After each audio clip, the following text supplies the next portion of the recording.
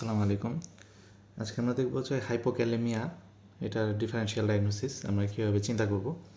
আমার কাছে যদি কোনো পেশেন্ট আসে যে সে অনেকদিন যাবৎ হাইপোক্যালেমিয়া নিয়ে ভুগতেছে, কিন্তু আমি আসলে ডায়াগনোসিস করতে পারতেছি না যে এটার অ্যাকচুয়াল রিজনটা কী।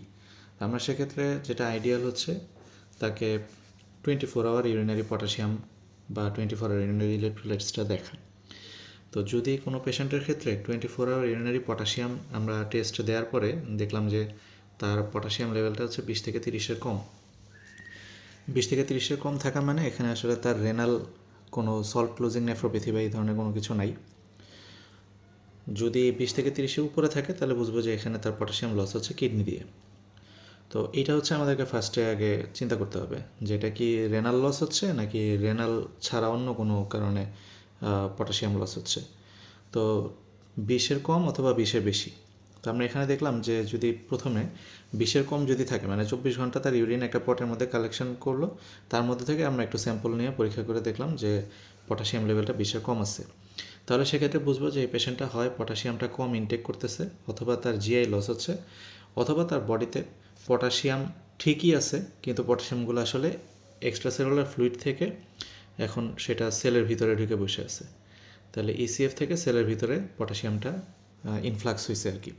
তাহলে এই তিনটা কজ, একটা হচ্ছে যে হয় তার ইনটেক কম হচ্ছে, অথবা তার জিআই লস হচ্ছে, অথবা রিডিস্ট্রিবিউশন ইনটু সেল, মানে পটাশিয়াম সারা শরীরে ঠিকই আছে কিন্তু ইসিএফ থেকে পটাশিয়ামটা সেলের ভিতরে ইনফ্লাক্স হয়ে বসে আছে। এইটা হচ্ছে আমাদেরকে চিন্তা করতে হবে। এখন তাহলে এর ভিতরে যদি আমরা একটু ঢুকি, তাহলে এর ভিতরে ঢুকলে আমরা খেয়াল করতে পারবো যে পটাশিয়াম ইনটেক কখন কম হয়, যখন তার ডায়েটারি ডেফিসিয়েন্সি মানে সে পটাশিয়াম রেস্ট্রিক্টেড ডায়েট নিচ্ছে। এখন সেটা হইতে পারে সাধারণত সিকেডির পেশেন্টদের ক্ষেত্রে। আমরা কিন্তু সিকেডির পেশেন্ট যদি থাকে তাহলে আমরা তাকে বলি যে আপনি পটাশিয়াম কন্টেনিং ফুডস যেগুলো আছে সেগুলো হচ্ছে আপনি অ্যাভয়েড করবেন, ফল বা খাবার যেগুলোর মধ্যে পটাশিয়াম থাকবে সেগুলো আপনি অ্যাভয়েড করবেন। তাহলে এই ধরনের পেশেন্টের ক্ষেত্রে পটাশিয়াম কম থাকতে পারে যদি তার ডায়েট ইনটেক হচ্ছে পটাশিয়ামটা কম থাকে। আরেকটা হইতে পারে যে পটাশিয়াম ফ্রি আইভি ফ্লুইড যদি দেওয়া হয়। পটাশিয়াম ফ্রি আইভি ফ্লুইড বলতে আমাদের যে সকল আইভি ফ্লুইডগুলো আমরা নর্মালি ইউজ করি সেটার মধ্যে হচ্ছে দেখা যাচ্ছে যে নর্মাল স্যালাইন আমরা ইউজ করি, অথবা আমরা ডিএ ইউজ করি বা ডিএনএস ইউজ করি।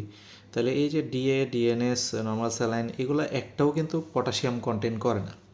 তার মানে কোনো একটা পেশেন্ট দেখা গেছে যে হয়তো এনপিও আছে 2 দিন যাবৎ, আমরা তাকে হচ্ছে যখন ফ্লুইড সাপ্লিমেন্ট দিচ্ছি তখন আমরা এখানে হার্টসোল দিচ্ছি না, বা দেখা যাচ্ছে যে একটা অ্যাকুরেটারি ডায়রিয়ার পেশেন্ট তাকে আমরা হয়তো বা কলেরা স্যালাইন দিচ্ছি না। মানে আমাদের এখানে স্যালাইন চুজিংয়ে যদি অ্যাকুরেসি না থাকে তখন দেখা যাবে যে এই হার্টসল এবং কলেরা স্যালাইন মানে রিঙ্গার সিলেক্টেড সলিউশন যেগুলো বা কলেরা স্যালাইন এগুলোর মধ্যে কিন্তু পটাশিয়াম কন্টেন্ট করে, এটার মধ্যে পটাশিয়াম কন্টেন্ট, কিন্তু নর্মাল স্যালাইন, ডিএ, ডিএনএস এগুলোর মধ্যে কিন্তু কোনো পটাশিয়াম নাই।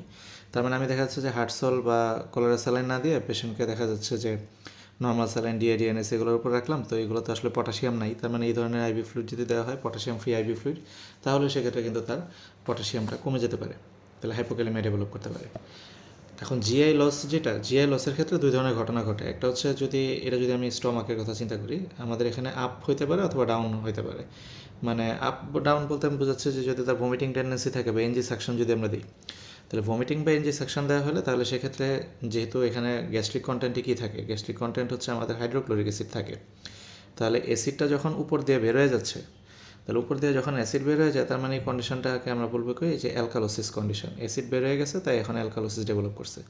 তাহলে এই যে অ্যালকালোসিস ডেভেলপ করলো সেটা কখন, যদি হচ্ছে সে ভমিটিং হয় অথবা হচ্ছে এনজি সাকশন হয়। আর যদি নিচ দিয়ে যায়, মানে যদি পেশেন্টের ডায়রিয়া হয় অথবা দেখা যাচ্ছে যে সে ল্যাক্সেটিভ অ্যাবিউজ করতেছে, ডায়রিয়া অথবা ল্যাক্সেটিভ অ্যাবিউজ দেখা যায় যে সাইকোজেনিক কারণে পেশেন্ট হয়তো বা সে নিজেকে মনে করে যে সে অনেক মোটা, তো সেই পেশেন্ট নিজেকে লিন অ্যান্ড থিন দেখানোর জন্য সে হয়তো বা ল্যাক্সেটিভ অ্যাবিউজ করতে পারে, অথবা তার পায়খানা কষা, ক্রনিক কনস্টিপেশন, সে হয়তো বা ল্যাক্সেটিভ নিচ্ছে, এই কারণে হতে পারে। বা ডায়রিয়া, ক্রনিক ডায়রিয়া থাকলে হতে পারে। সাবএকুট ইন্টেস্টিনাল অবস্ট্রাকশন যদি হয়, বা ফিস্টুলা, ভিলাস এরিনোমা বা ইউরেটারোসিগমোইডেস্টমি, মানে এই ধরনের কয়েকটা কেস যেগুলো হচ্ছে আসলে সার্জিক্যাল কজ আমরা বলতে পারি, যে এই ধরনের কিছু কারণে কিন্তু পটাশিয়াম লস হতে পারে। যেমন ইউরেটারোসিগমোইডেস্টমি জিনিসটা কি, মানে যদি কোলনের মধ্যে কোনো একটা কারণে দেখা গেছে যে তার ব্লাডার ক্যান্সার, একটা পেশেন্টের ব্লাডার ক্যান্সার, এখন আমার এটা হচ্ছে ব্লাডারটা রিমুভ করলাম সার্জিক্যালি, তাহলে সার্জিক্যাল রিমুভ করলে আমার এখানে যে ইউরেটার ছিল সেই ইউরেটারের সাথে আমি যদি এখানে কোলনের মধ্যে একটা যদি বাইপাস চ্যানেল করে দিই, কোলনের সাথে দেখা গেছে যে আমার ইউরেটারের একটা বাইপাস চ্যানেল করে দিলাম, তাহলে এখানে দুইটা ঘটনা ঘটবে। প্রথমত হচ্ছে যে অ্যামোনিয়া এবং হচ্ছে ক্লোরাইড, এটা হচ্ছে কোলন দিয়ে হচ্ছে ইন করবে, আর বের হয়ে যাবে আমাদের বডি থেকে হচ্ছে পটাশিয়াম এবং হচ্ছে বাইকার্বনেট। তাহলে পটাশিয়াম এবং বাইকার্বনেট সে হচ্ছে বের করে দিবে, কিন্তু সোডিয়াম ক্লোরাইড এটা হচ্ছে অ্যামোনিয়াম ক্লোরাইড এটা হচ্ছে ইন করবে। তাহলে এই যে ঘটনাটা যেটা ঘটে এটা হচ্ছে ইউরেটারাস ইগমোইডোস্টমির ক্ষেত্রে। তো যাই হোক, মানে আমাদের কমন সিনারিও যেগুলো দিবে সেটা আমাদের ডায়রিয়া, ল্যাক্সিটিভ এবস অথবা সাবঅ্যাকুট ইন্টেস্টিনাল অবস্ট্রাকশন এগুলো দিতে পারে আর কি, অথবা ফিস্টুলা হতে পারে, অথবা হচ্ছে দেখা গেল যে আইলিওস্টমি করা, কোলোস্টমি করা, এই ধরনের কোনো একটা হিস্ট্রি দিতে পারে। তাহলে এগুলোর ক্ষেত্রে কী হয় যে ফ্লুইড লস হয়, ফ্লুইড লস হওয়ার কারণে তখন আমার এখানে পটাশিয়াম লস হচ্ছে। তাহলে আমরা দেখলাম যে যদি ইনটেক কম হয় অথবা তাকে আমরা যে আইভি ফ্লুইড দিচ্ছি তার মধ্যে যদি পটাশিয়াম না থাকে, অথবা জিআই লসের কারণে হতে পারে আপস অ্যান্ড ডাউনস আমরা মনে রাখতে পারি, অথবা আরেকটা হতে পারে কি ইসিএফ থেকে যদি পটাশিয়ামটা সেলের ভিতরে ঢুকে যায়।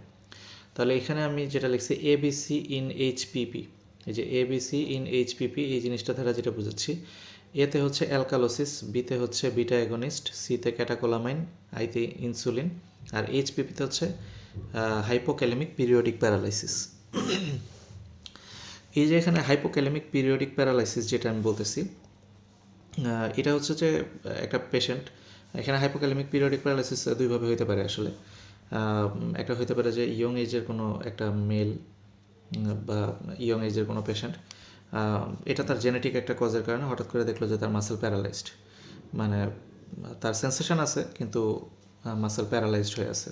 তাহলে এটা হতে পারে জেনেটিক কজের কারণে, আর এটাকে আমরা বলতেছি হাইপোক্যালেমিক পিরিয়ডিক প্যারালাইসিস, যেটা নামের মধ্যে আছে হাইপোক্যালেমিক, তার মানে এখানে পটাশিয়াম লস হচ্ছে।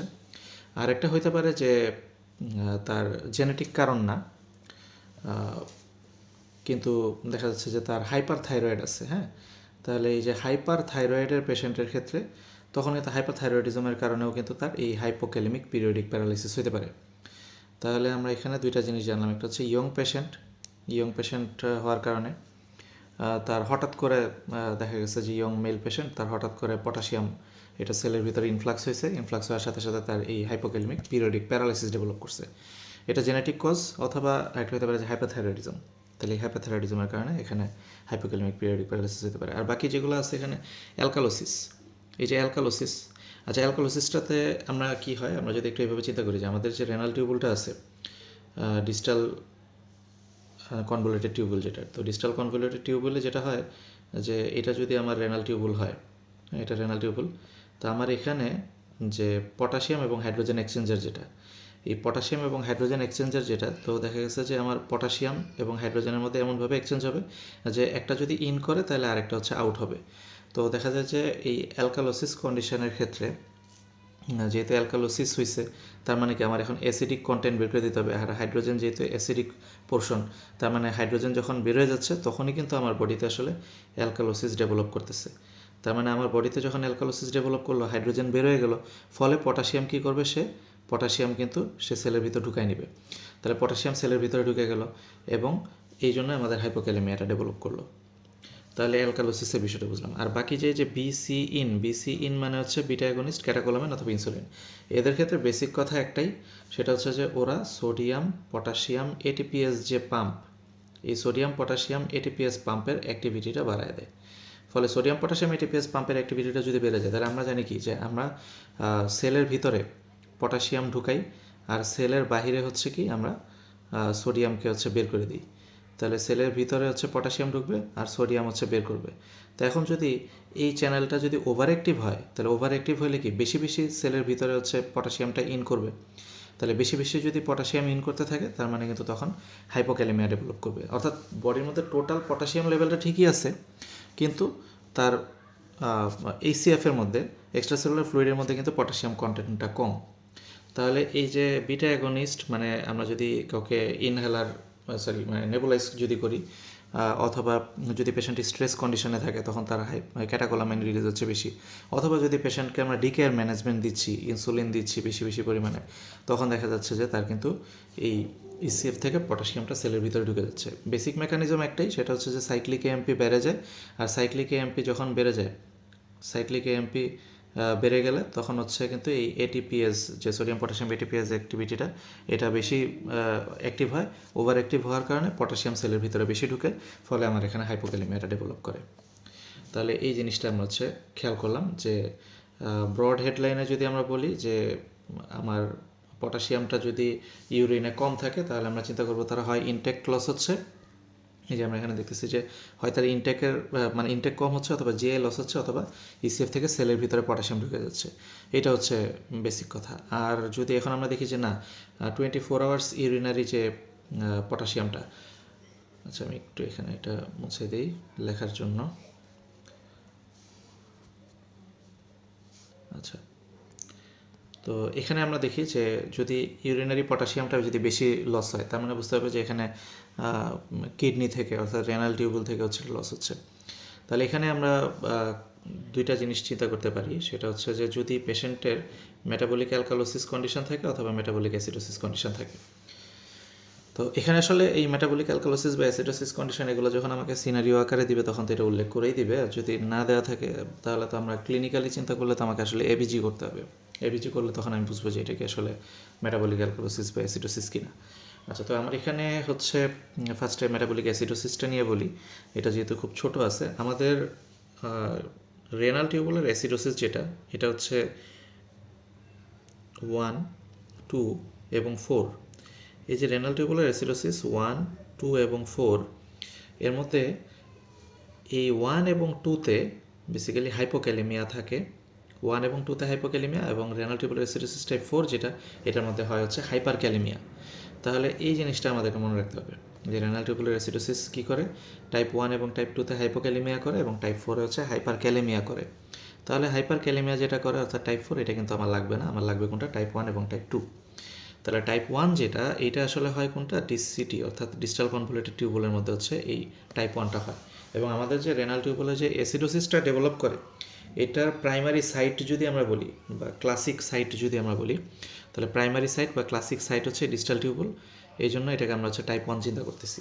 আর প্রক্সিমাল টিউবুল যেটা, প্রক্সিমাল কনভলিউটেড টিউবুল যেটা, এটার মধ্যে হয় হচ্ছে সেকেন্ডারি, অর্থাৎ মেইন সাইট না, এটা রেনাল টিউবুলার অ্যাসিডোসিসের মেইন সাইট হচ্ছে গিয়ে ডিস্টাল টিউবুল। তাই এটাকে আমরা প্রাইমারি, তাই এবার মনে রাখতেছি টাইপ 1। আর যেটা প্রক্সিমাল কনভলিউটেড টিউবুল, এইটা হচ্ছে সেকেন্ডারি হিসেবে আমরা এটাকে মনে রাখতেছি টাইপ 2। তাহলে এই যে হাইপোক্যালেমিয়া,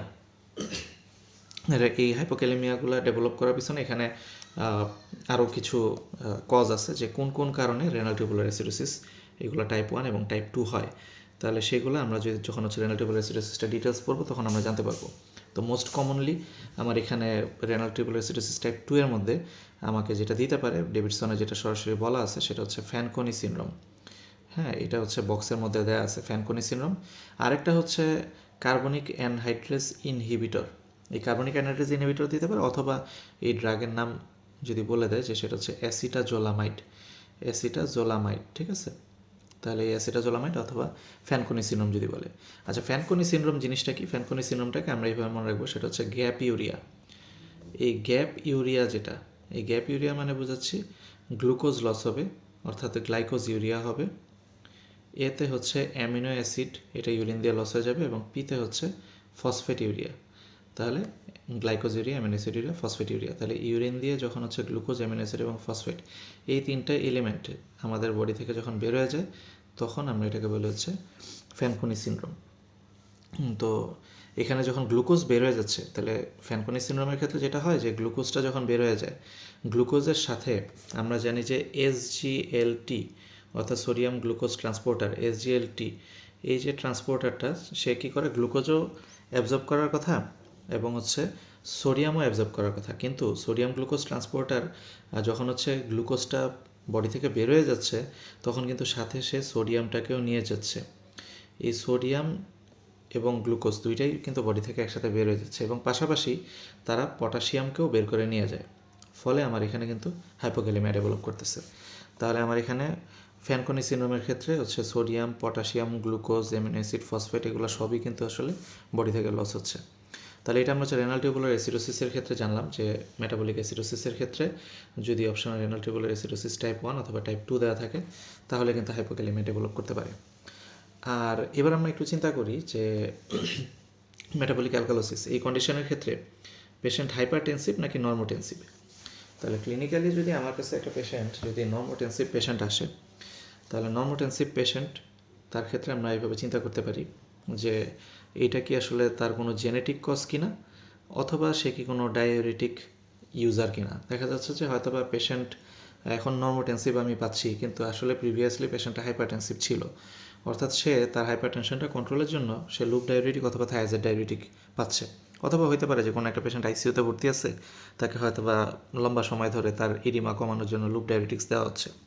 তাহলে এখানে আমরা একটু খেয়াল করে দেখি যে এই যে লুপ ডায়োরিটিক্স অথবা থায়াজাইড ডায়োরিটিক্স, এই ধরনের ডায়োরিটিক্সগুলো ওরা হচ্ছে কিন্তু হাইপোক্যালেমিয়া করে। ওরা কোথায় কোথায় করবে? এই লুপ ডায়োরিটিক্সটা লুপ অফ হেনলির উপরে করবে, থায়াজাইড ডায়োরিটিক্সটা হচ্ছে ডিস্টাল কনভোলেটেড টিউবুল, যেটা আর্লি ডিস্টাল কনভোলেটেড টিউবুল, সেটার উপরে যায় কাজ করে। কোন কোন চ্যানেলের মাধ্যমে করে? সেটা হচ্ছে NKCC2, যেটা লুপ ডায়োরিটিক্সটা NKCC2 মানে সোডিয়াম পটাশিয়াম ক্লোরাইড চ্যানেল যেটা, আর থায়াজাইড ডায়োরিটিক্স যেটা সেটা হচ্ছে সোডিয়াম ক্লোরাইড কো ট্রান্সপোর্ট যে চ্যানেলটা, এটার মাধ্যমে হচ্ছে এই হাইপোক্যালেমিয়াটা করে। তো এখানে যেটা আমরা একটু খেয়াল রাখতে পারি যে লুপ ডায়োরিটিক্সের হিস্ট্রি নাই, অথবা থায়াজাইড ডায়োরিটিক্সেরও হিস্ট্রি নাই। দেখা যাচ্ছে যে এই পেশেন্ট সে হয়তো বা তার একটা জেনেটিক হিস্ট্রি আছে। জেনেটিক হিস্ট্রি থাকলে কেসটা এরকমভাবে প্রেজেন্ট করতে পারে যে এটা অল্প বয়সের একটা মানুষ অথবা বেশি বয়সের একটা মানুষ। যদি অল্প বয়সের কেউ যদি প্রেজেন্ট করে তাহলে আমরা এটাকে বার্টার সিনড্রোম চিন্তা করতে পারি, আর যদি বেশি বয়সের কেউ আসে তাহলে আমরা এটাকে জিটেলম্যান সিনড্রোম চিন্তা করতে পারি। কারণ বার্টার সিনড্রোম যেটা, সেটা হচ্ছে যেহেতু এটা একটা অটোজোমাল রিসেসিভ কন্ডিশন বার্টার সিনড্রোমটা, তাহলে অটোজোমাল রিসেসিভ, এই রিসেসিভ যে প্রবলেমগুলো সেগুলো কিন্তু আর্লি এজে ডিটেক্টেড হয়। আর জিটেলম্যান সিনড্রোম যেটা, সেটা কিন্তু অটোজোমাল ডোমিনেন্ট। তাহলে যেটা অটোজোমাল ডোমিনেন্ট সেটার প্রেজেন্টেশনটা কিন্তু লেট এজে দিবে, অর্থাৎ একটু পরের দিকে, দেখা যাবে যে একটু শেষ বয়সের দিকে হতে পারে। তাহলে বার্টার সিনড্রোম আর জিটেলম্যান সিনড্রোম, তাহলে এখানে বয়সের একটা ব্যাপার আছে, প্লাস হচ্ছে তার একটা ফ্যামিলি হিস্ট্রি থাকতে পারে। আচ্ছা, এখন এখানে আমি একটু খেয়াল করে দেখি যে লুপ ডায়োরিটিক্স যে চ্যানেলের উপর কাজ করতেছে বা থায়াজাইড ডায়োরিটিক্স যে চ্যানেলের উপর কাজ করতেছে, এই বার্টার এবং জিটেলম্যানের প্রবলেম হওয়ার কারণে কিন্তু সেই সেম চ্যানেলগুলো কিন্তু ব্লক হচ্ছে। মানে আমি যদি এখানে একটু দেখাই যে এই যে আমার এখানে যদি খেয়াল করি যে লুপ ডায়োরিটিক্সের আমার এই যে সোডিয়াম পটাশিয়াম ক্লোরাইড চ্যানেল যেটা, আর এখানে থায়াজাইড ডায়োরিটিক্স যেটা হচ্ছে সোডিয়াম ক্লোরাইড কো ট্রান্সপোর্ট যেটা, এই চ্যানেলটা যেটা, তাহলে বার্টারের ক্ষেত্রে এবং গিটেলম্যানের ক্ষেত্রে যদি এই চ্যানেলগুলো ব্লক হয়ে যায়, তখন সেক্ষেত্রে কী হবে? সোডিয়াম পটাশিয়াম দুইটাই হচ্ছে আর অ্যাবজর্পশন হবে না, ফলে রিঅ্যাবজর্ব না হওয়ার কারণে আমার রেনাল টিউবুল দিয়ে কিন্তু পটাশিয়ামটা লস হচ্ছে। তো এখানে আবার আরেকটু ডিটেলসে যদি আমরা যাই, আমি একটু সাইডে দেখাই।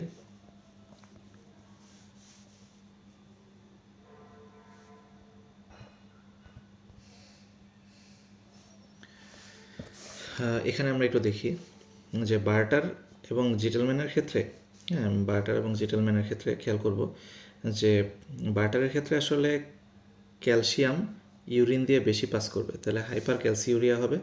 জিটেলম্যানের ক্ষেত্রে কী হবে? যে ক্যালসিয়ামটা ইউরিন দিয়ে কম পাস করবে, তাহলে এটা হাইপোক্যালসিউরিয়া হচ্ছে।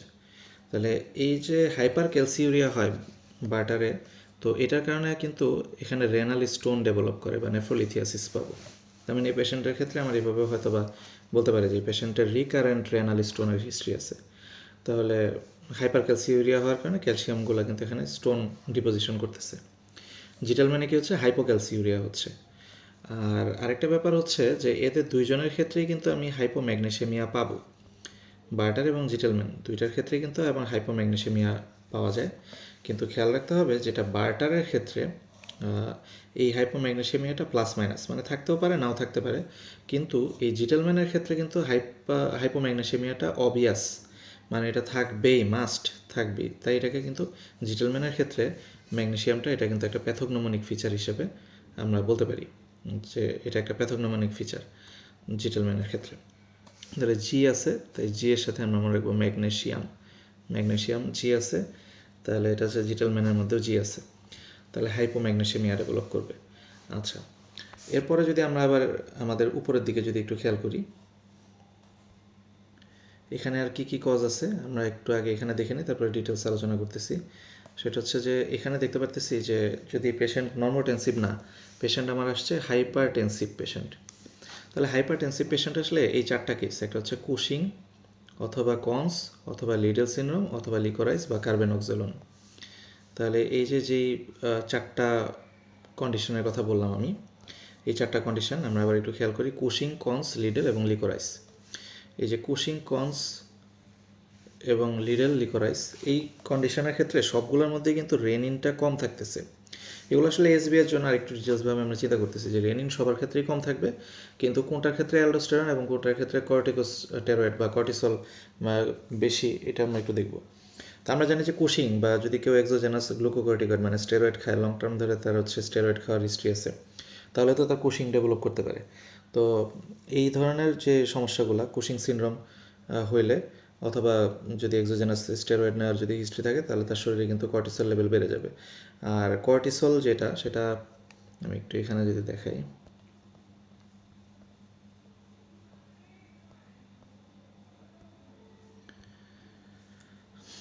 আচ্ছা এখানে আমরা একটু চিন্তা করি যে আমাদের যে সোডিয়াম এক্সচেঞ্জার যে চ্যানেলটা আছে, ইনাক বলি আমরা, তাহলে সোডিয়াম এক্সচেঞ্জার যে চ্যানেলটা, এই চ্যানেলটার উপরে এখানে কিন্তু মিনারেলোকর্টিকয়েড রিসেপ্টর থাকে। এই মিনারেলোকর্টিকয়েড রিসেপ্টরের উপরে নর্মালি যতগুলো হরমোন আছে আমাদের শরীরের মধ্যে, সেটা হইতে পারে হচ্ছে অ্যালডোস্টেরন, হ্যাঁ, মানে ডিসিটির উপরে যারা যারা কাজ করবে, এটা কিন্তু ডিসিটির মধ্যে পাবো আমরা, ডিস্টাল কনভলিউটেড টিউবুলের মধ্যে। তাহলে অ্যালডোস্টেরন হইতে পারে, অথবা আমাকে যদি বলে কর্টিসল, কর্টিসল হইতে পারে, অথবা যদি বলে যে কোনো পেশেন্ট স্টেরয়েড পাচ্ছে, সেটা হইতে পারে, অথবা হইতে পারে যে এই পেশেন্টের যদি আমরা এডিএইচের কথাও যদি বলি, অ্যান্টিডায়াবেটিক হরমোন, তার মানে যদি কোনো স্টেরয়েড বা কোনো হরমোন বা যেটাই বলবে, এই জিনিসগুলো যেটা করে যে আমার বডিতে সবসময় সোডিয়াম ক্লোরাইড অ্যাবজর্পশনটা বাড়ায় দেয়। এই সোডিয়াম ক্লোরাইড অ্যাবজর্পশনের সাথে আমার কিন্তু বডিতে কী হবে, পটাশিয়াম, এই মানে ওয়াটার অ্যাবজর্পশনও বাড়বে। তাহলে সোডিয়াম ক্লোরাইড অ্যাবজর্পশনও বাড়ে এবং মানে ওয়াটার অ্যাবজর্পশনও বাড়বে। এই জিনিসটা বাড়া মানে কি, প্রেশার বাড়তেছে। এই জিনিসটা বাড়া মানে কিন্তু প্রেশার বাড়া। এই জন্য আমার এখানে যতগুলো কন্ডিশন ছিল, কুশিং সিনড্রোম, কন সিনড্রোম, লিডেল সিনড্রোম, লিকোরাইস সিনড্রোম, সবগুলোর ক্ষেত্রে আমরা বলতেছি এরা কিন্তু কি পেশেন্ট, এরা কিন্তু হাইপারটেনসিভ পেশেন্ট। তাহলে এই যে হাইপারটেনসিভ পেশেন্ট, কিন্তু এখানে একটা জিনিস খেয়াল রাখতে হবে যে ওদের কিন্তু রেনিনটা কিন্তু কম, ঠিক আছে? তাহলে হাইপারটেনসিভ পেশেন্ট কিন্তু এদের রেনিন কম। তাহলে এই চারটা কন্ডিশন আমরা চিন্তা করব। তো এই অ্যালডোস্টেরন, কর্টিসল অথবা স্টেরয়েড, ওরা কি করতেছে, এই যে সোডিয়াম ক্লোরাইড অ্যাবজর্ব করবে, সাথে ওয়াটারও অ্যাবজর্ব করবে, কিন্তু বডি থেকে বের করে দিবে কে, পটাশিয়ামটাকে। ফলে আমার এখানে হাইপোক্যালিমিয়া ডেভেলপ করতেছে। তার মানে যত প্রকার স্টেরয়েডের কথা বলবে বা হরমোনের কথা বলবে, তারা এই মিনারেলোকর্টিকয়েড রিসেপ্টর চ্যানেলের উপর যায় কাজ করে, ফলে পটাশিয়ামটা বডি থেকে লস হয়ে যায়। তাহলে এই যে কন্ডিশনগুলো এখানে আছে। আরেকটা জিনিস হচ্ছে লিকোরাইস, মানে হচ্ছে যষ্টি মধু যদি কেউ খায়, তো লিকোরাইস বা যষ্টি মধু যেটা করে যে 11 হাইড্রোক্সি স্টেরয়েড ডিহাইড্রোজিনেজ যে এনজাইমটা, এই 11 হাইড্রোক্সি স্টেরয়েড ডিহাইড্রোজিনেজ এনজাইমটার কাজ হচ্ছে আমাদের কর্টিসলকে কনভার্ট করে কর্টিসনে রূপান্তর করা। কিন্তু এই লিকোরাইস বা যষ্টি মধু বা কার্বেনক্সোলন এই ধরনের ওষুধ যদি কেউ নেয়, তাহলে সেক্ষেত্রে দেখা যাচ্ছে যে তার এই 11 হাইড্রোক্সি স্টেরয়েড ডিহাইড্রোজিনেজ ফাংশন করতে পারে না। ফলে বডিতে কর্টিসল লেভেলটা বেড়ে যায়, মানে কর্টিসল থেকে যে কর্টিসনে রূপান্তর হইতো সেটা কিন্তু হচ্ছে না। ফলে কী হচ্ছে, বডিতে কর্টিসল লেভেল বেড়ে যাচ্ছে। আর কর্টিসল লেভেল বেড়ে যাওয়া মানে কিন্তু সে কী করবে, এই যে কর্টিসল, সে মিনারেলোকর্টিকয়েড রিসেপ্টর উপরে যায়, সে আবার সেমভাবে সোডিয়াম ক্লোরাইড এবং ওয়াটার রিঅ্যাবজর্পশন বাড়ায় দিবে, আর পটাশিয়াম বডি থেকে এক্সক্রিট করবে। তাহলে আমরা এখানে এই লিকোরাইস বা কার্বেনক্সোলনের কথা বললাম। আরেকটা জিনিস যেটা হচ্ছে কি লিডেল সিনড্রোম, যেটা, তো এই লিডেল সিনড্রোম এটা একটা জেনেটিক কন্ডিশন। এই লিডেল সিনড্রোমের ক্ষেত্রে তখনও কিন্তু হচ্ছে যে সেমভাবে বডি থেকে সে হচ্ছে পটাশিয়ামটা বের করে দিয়ে এখানে তার হচ্ছে হাইপোক্যালিমিয়া ডেভেলপ করতেছে। তো এটার ক্ষেত্রেও কিন্তু সেমভাবে লিডেল সিনড্রোমের ক্ষেত্রে হচ্ছে রেনিনটা কম থাকবে এবং বডিতে অ্যালডোস্টেরন লেভেলটা কম থাকবে। মানে আমি এখানে একটু লিডেল সিনড্রোমের সাথে এখানে একটা পার্থক্য একটু যদি আমরা এভাবে চিন্তা করি,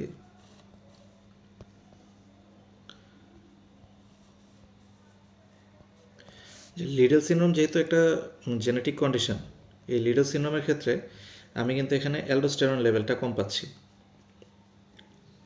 তাহলে অ্যালডোস্টেরন লেভেলটা কম এবং সাথে রেনিনও কম, কারণ রেনিনটা আসে থেকে আমার কিডনি থেকে, জ্যাক্সট্রাগ্লোমেরুলার সেল থেকে কিন্তু আমার রেনিনটা আসতেছে। তাহলে এই পেশেন্টের ক্ষেত্রে রেনিন কম পাচ্ছি, অ্যালডোস্টেরন লেভেলও কম পাচ্ছি।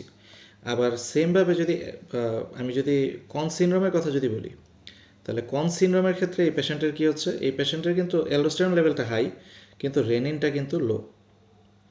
তাহলে এটা কিন্তু এসবি এর জন্য ইম্পর্ট্যান্ট, যে অ্যালডোস্টেরন, যেটাকে আমরা প্রাইমারি হাইপার অ্যালডোস্টেরনিজম বলতে পারি, কনসের সাথে লিডেলের পার্থক্যটা কী হচ্ছে, দুইটা পেশেন্টই প্রেজেন্ট করবে কিন্তু হাইপার টেনশন নিয়ে। তো এই হাইপার টেনশন নিয়ে প্রেজেন্ট করতেছে, কিন্তু যদি কারো অ্যালডোস্টেরন হাই কিন্তু রেনিন কম, তাহলে এটা চলে যাবে হচ্ছে কনসে। আর যদি অ্যালডোস্টেরন কম রেনিনও কম, দুইটাই কম থাকে, তাহলে চলে যাচ্ছে হচ্ছে লিডলসে। ঠিক আছে, এই জিনিসটা আমরা একটু খেয়াল করবো। আর যদি লিকোরাইস বা কার্বেনক্সোলন ইউজের হিস্ট্রি দিয়ে দেয়, তাহলে তো সেক্ষেত্রে ওইটা লিডল হবে না। লিডল হওয়া মানে এখানে একটা জেনেটিক কন্ডিশন বোঝাচ্ছে।